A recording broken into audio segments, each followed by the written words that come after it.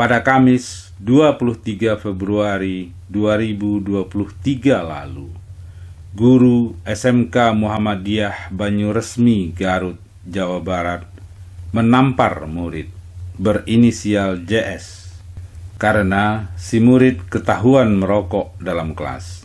Pelajaran apa serta pendidikan apa yang bisa kita raih dari kejadian tersebut? Guru menampar murid dalam kelas. Kenapa? Karena si murid ketahuan merokok dalam kelas. Inilah contoh pendidikan hukum paling buruk di dunia. Jika sekolah tersebut memiliki aturan yang melarang murid merokok di kelas, proses dan terapkan dong aturan itu secara hukum. Aturan apa yang dilanggar si murid, dan mekanisme apa yang harus ditanggung si murid sebagai pelanggar? Saya yakin seyakin-yakinnya tidak ada aturan tertulis yang menyebutkan bahwa jika si murid melanggar aturan merokok di kelas, maka guru berhak menamparnya.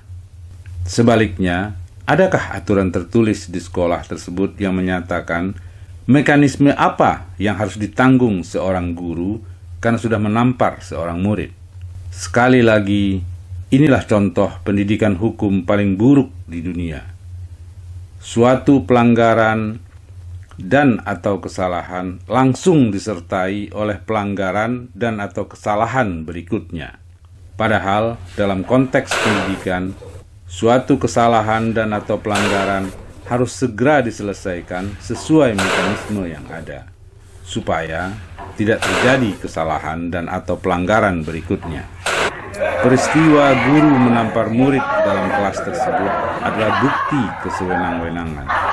Murid sewenang-wenang merokok dalam kelas, padahal ruang kelas adalah milik bersama, yang udara dalam kelas dihirup bersama. Artinya, seluruh pengguna ruang kelas wajib bersama-sama menjaga kebersihan udara di kelas. Sebaliknya, peristiwa guru menampar murid dalam kelas tersebut adalah bukti kesewenang-wenangan guru terhadap murid. Jangankan menampar, bahkan guru berkata kasar saja terhadap murid sudah mengarah ke tindakan penghinaan yang mungkin sudah masuk kategori tindak pidana. Maksudnya, si murid memiliki peluang untuk melaporkan tindakan sang guru ke pihak yang berwenang. Harus diingat, ruang kelas adalah ruang pendidikan secara keseluruhan, bukan ruang kesewenang-wenangan. Seluruh perilaku guru dalam kelas harus mencerminkan substansi pendidikan. Dalam hal ini, guru harus berperilaku sebagai pendidik. Karena salah satu tugas guru di kelas adalah mendidik murid-muridnya. Murid di kelas adalah sekelompok manusia yang sedang menjalani proses pendidikan. Mereka sedang belajar tentang semua hal. Ketika seorang murid melakukan pelanggaran dan atau kesalahan, maka pada saat yang sama, seluruh murid di kelas tersebut sesungguhnya sedang belajar tentang perbuatan apa yang melanggar, serta konsekuensi apa yang harus ditanggung akibat pelanggaran tersebut. Karena ruang kelas adalah tempat untuk belajar mengajar, mendidik dididik, maka boleh jadi pelajaran yang tertanam dalam pikiran para murid adalah bahwa seorang pengajar, seorang pendidik berhak melakukan tindakan apa saja terhadap mereka yang sedang belajar dan mereka yang sedang dididik, termasuk menampar peserta didik. Pada Selasa 7 Februari 2023, sepasang murid kelas 1 SMP negeri di kota Bau-Bau, Sulawesi Tenggara, ketahuan berciuman di dalam kelas. Ya, mereka berciuman di dalam kelas.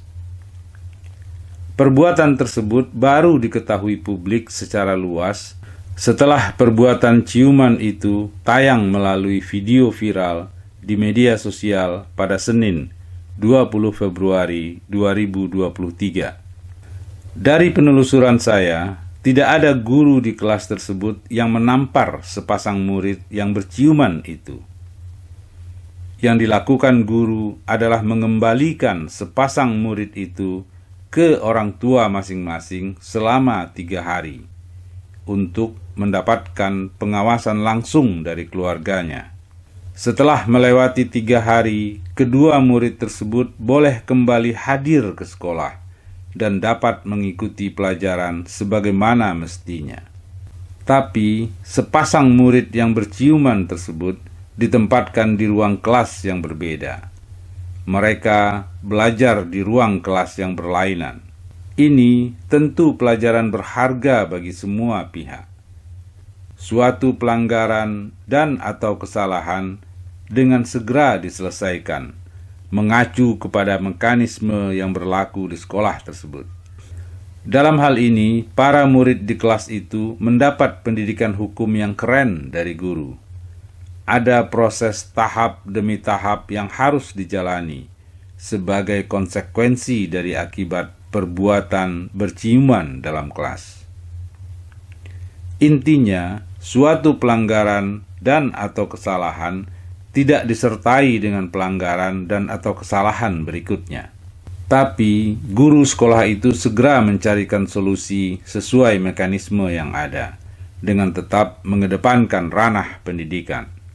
Pasangan murid yang berciuman di kelas itu diberi pelajaran sekaligus diberi pendidikan. Maka, boleh jadi pelajaran yang tertanam dalam pikiran para murid adalah bahwa suatu pelanggaran dan atau kesalahan diselesaikan dengan cara mengacu kepada mekanisme yang berlaku. Dengan kata lain, tidak mudah menjadi guru yang baik, juga tidak mudah menjadi murid yang baik. Dalam konteks yang lebih luas, ruang kelas dan sekolah sesungguhnya adalah ruang belajar bagi semua pihak. Bukan hanya murid saja yang harus belajar, tapi guru juga mesti belajar. Belajar menjadi guru yang baik, sekaligus belajar jadi pendidik yang baik. Peristiwa sudah terjadi, kejadian sudah berlangsung. Ada pepatah usang yang agaknya patut diingat kembali. Pengalaman adalah guru yang baik. Guru yang baik adalah guru yang berpengalaman dan baik.